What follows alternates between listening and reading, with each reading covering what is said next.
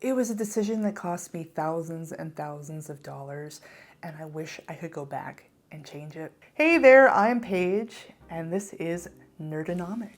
On this channel, I give practical advice about a number of financial topics. And today's video is going to be a little uncomfortable, something I don't really like to talk about, but I thought I would be vulnerable with you guys and get real because I wish I had known this when I was starting out in life, and I really want to prevent you from making the same mistakes that I did. Unless you were born into money, it is not easy to support yourself in this world. It is not easy to make it out there, and it is certainly not easy to afford a place on your own. Like I said, unless you come from money or you have some relatives that help you, which those usually are linked, or you happen to pick the right field right out of school, which not everybody does. Most people do not find it easy to live by themselves. And when I started out in life, I had really hoped to be able to be on my own or perhaps have a roommate. That always seemed like it would be a good thing to me. So I could split expenses with somebody but still have a lot of my independence. Unfortunately, in my case, in my early 20s, it got worse and worse as the years went on, but all of my friends started pairing off into couples. So my roommates were disappearing. So I'd have a roommate, they'd meet a boyfriend, they'd shack up with said boyfriend, move out of the apartment, had to find another roommate, rinse, repeat, rinse, repeat. Very difficult to survive that way. I didn't have a family that had extra real estate or extra rooms or any of that stuff. So there was more and more pressure to find a long-term roommate, which LTR, long-term roommate, is also long-term relationship. Yikes. So a lot of what happens in American culture is that things are priced for a couple, not priced for singles, and because of people's tendency to pair off and become families, it's like a game of musical chairs. The music stops, you need somewhere to sit. So I met Seth, not his real name. Let's call him Seth. I met Seth because our friends set us up. We were the last two single people any of them knew, and it was actually really funny. They were like, oh, this will be fun. We'll set these two people up.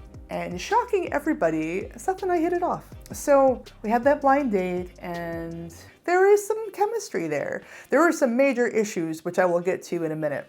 But, kind of fast forward, I ended up moving in with Seth. We got our own apartment, and then after 4 years of dating, we got married.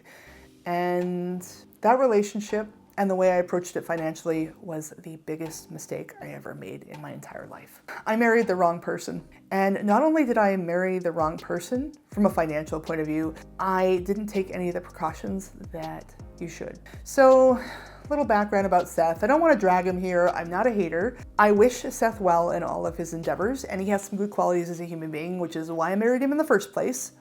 But, and this is a big but, very Sir Mix-a-Lot of me, Seth had no work ethic whatsoever. He was the kind of person that if you didn't force him to do things, he would do absolutely nothing. He loved to lounge around, to eat, to play video games. He didn't like to clean. He certainly didn't like to work. And so there were some early warning signs when we got together. These are red flags now, but I was young, I was idealistic, and I was really looking for somebody to live with and to be with and on some stability because, like I said, it was a really hard time. So one of the early warning signs, in rural Maine, there aren't a ton of jobs. I was going to school part-time and working. And Seth had this job that he had gotten, and he was going to his job. Spoiler, he'd actually lost his job, and he didn't tell anybody, and he pretended to go to work. This was before we moved together. He was still living with his parents. His parents were upper middle class. They had been poor, and they were upwardly mobile, and they were successful business people. I'm not going to say what they did for work because I don't want to drag them either. His mother in particular was very nice to me. I love his mother. But they had basically a mansion and a basement apartment for him that had its own entrance and everything. He ended up moving out because he didn't like that they made him do chores to live there. That's another story. Like I said, he had a lot of issues. So anyway, Seth had this job and he lost it, and then he pretended to go to this job. And he pretended by lying to his parents, and he started out by lying to me. We were dating at this point, and I put two and two together because I wasn't born yesterday. I'm pretty observant. And I figured it out, and he was like, yeah, okay. I was like, well, you can tell me these things. You can tell me these things. I know this is gonna be like a controversial opinion, but sometimes when people are dishonest, sometimes people hide things from people because they're worried they're gonna get in trouble. And I am so laid back, I'm so even keel. People lose their jobs, it's not a big deal. Like, it wouldn't have been a big deal if Seth was like, I'm sorry, I lost my job, I'm gonna find another one. I would have been like, okay, cool, you know, like, it happens. Not what happened here. He basically quit going to the job, and then he was pretending. And he told me when I caught him, but he didn't tell his parents. There are a lot of red flags with him. I should not have ignored that. There was a lot of that. Over the years, I worked my way through school. Originally, it was just kind of a trade school. I got a job at the hospital doing medical records, and I managed to leverage that eventually into going back and getting a degree in psychological research. I had a pretty sweet gig. And then eventually I started my own online business, and things have been good for me. That was not Seth's path. And the more that I did and the more that I thrived, the less Seth did. The more money I made, the more he spent, and he didn't do chores. He started kind of going to school, but he would take the full student loan amount, and then he would start not going to classes, and he'd fail them all. So he had all this debt. And he was so bored because he wasn't working, he wasn't doing chores, he was sort of failing college classes, he was staying up all night playing World of Warcraft. He was really into that at the time. He would get really bored and depressed because he wasn't doing enough. His parents even tried to employ him at their business because he was just so bad at actually getting a job and they needed help.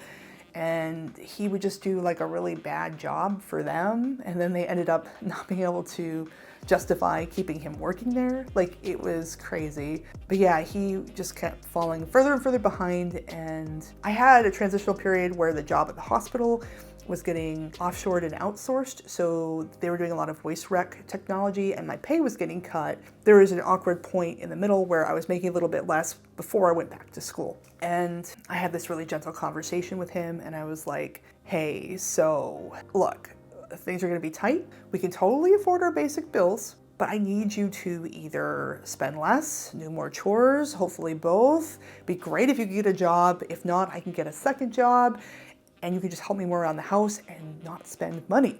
And when I mean like not spend money, the WoW thing is fine. The WoW thing is fine. He wanted to buy gold in WoW. So there's currency in this video game. Basically, you pay other people to play the game for you to give you the money and the equipment so you don't have to play the game as much, which I get it if you're like really busy and you got money to burn, but that is not Seth. Seth didn't work.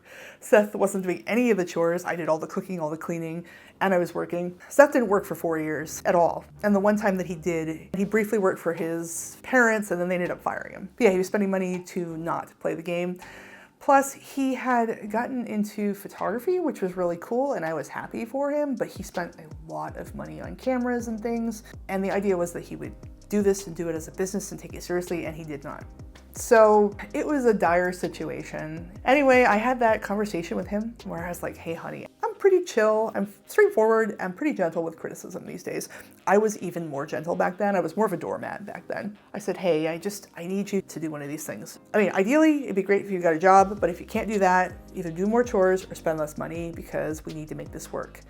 And he blew up at me, he screamed at me, he said he used to love me before I became such a bitch, and he just went crazy on me. It was very, very stressful, and I took a step back and I said, you know, I don't think this is working very well. We are just too far apart on money and life goals, which was really hard for me because when I got married, I took the vow very seriously, and I did not want to be in this situation. I took a day and I kind of slept on it. He was apologetic the next morning, but it was really awkward. And I said, you know, I think there's a role for therapy here, either separately or together, like couples therapy if you want me there, or you can go individually if you don't. And if those things don't happen, we're gonna have to get separated. This marriage isn't gonna work. He was like, oh no, absolutely, I can do that. Seth was like, I am on it, like I've got you. So I was like, okay, cool, we're gonna do that. 9 months later, so I'm reminding him, I'm telling him, like here's the thing, I'm also like life coaching him. I'm reminding him of important appointments and things like that. I'm telling him, okay, we're gonna do this therapy. I need a place we could go and get some free counseling, either alone or together. So I kept checking up with him and he'd be like, oh yeah, never mind. No, yeah, it's fine. But he kept kind of blowing me off and not paying attention. And then I remember at a certain point, he had a friend take him around to get job applications, gonna help out, right? And she was a peach. She took him out for like 4 hours. She helped him identify opportunities. She bought him lunch, like used her own gas, her own time. And I was like, this is awesome. Because I was getting real burnt out and he wasn't listening to me. Other people want to help, great. Because people were seeing the drain that this was having on me, and they were like, oh, well, maybe she's just like not the right messenger. Maybe he needs to hear it from somebody else. So I was all about this. And he was still refusing to go to therapy, but he's at least looking for jobs, right? No. So guess what I found? The next morning I went to take out the trash. I was taking the liner out of the can and everything, and I saw some paper in there, which was weird for me. I usually would shred documents and I try to recycle stuff. Like I tend to not throw away a lot of paperwork. It didn't make sense to me for there to be paperwork, and I knew that I hadn't thrown it out. So I just kind of pulled and I looked at it, and it was the entire stack of job applications that his friend had driven him around to get. He had thrown them in the trash. So I was like, wow, this is not a good faith effort. And about that point, I started getting some free counseling myself because I was really stressed out. I was trying to make this whole thing work.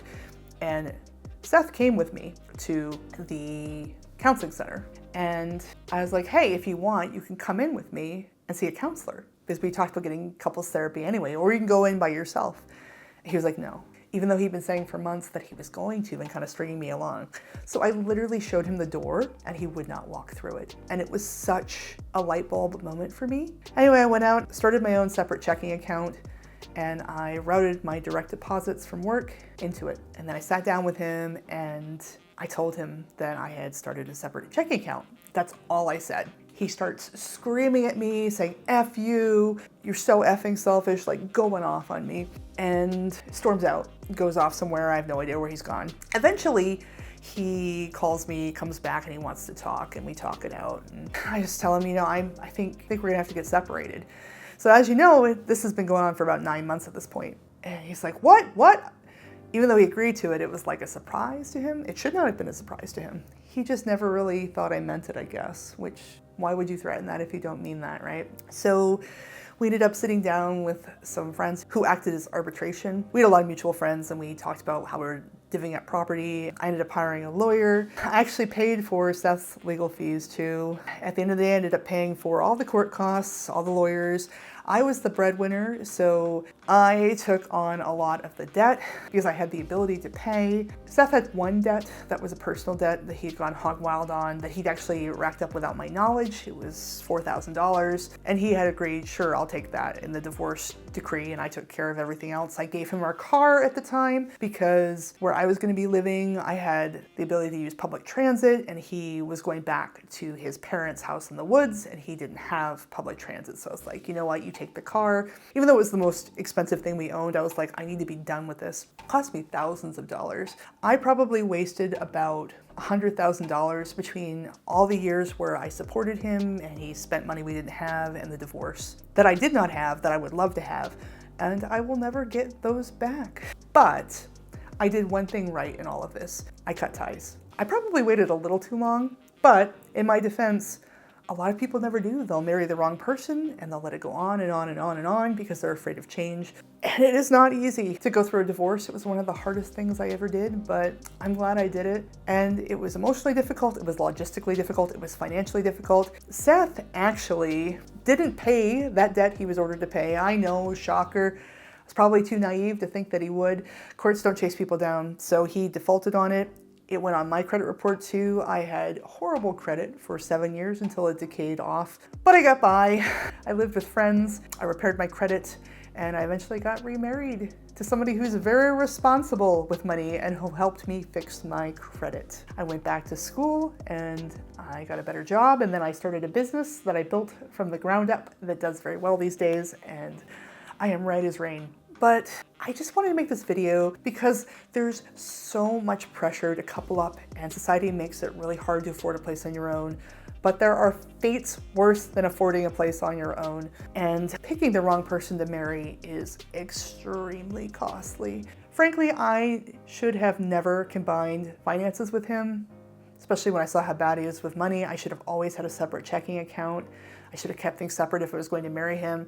And honestly, you probably shouldn't marry somebody that's bad with money. Like I said, he was able to open up credit cards that I didn't know about, and then even after we split up, not pay the bill and ruin my credit. We've been divorced for 15 years now, and debt collectors only just stopped calling me looking for stuff 2 years ago. So draw your own conclusions there. He's a good guy, but we were wrong for each other, and marrying him was the most expensive financial mistake I ever made. Anyway, it's been great talking to you as always. Thanks for watching, and I'll see you in the next video.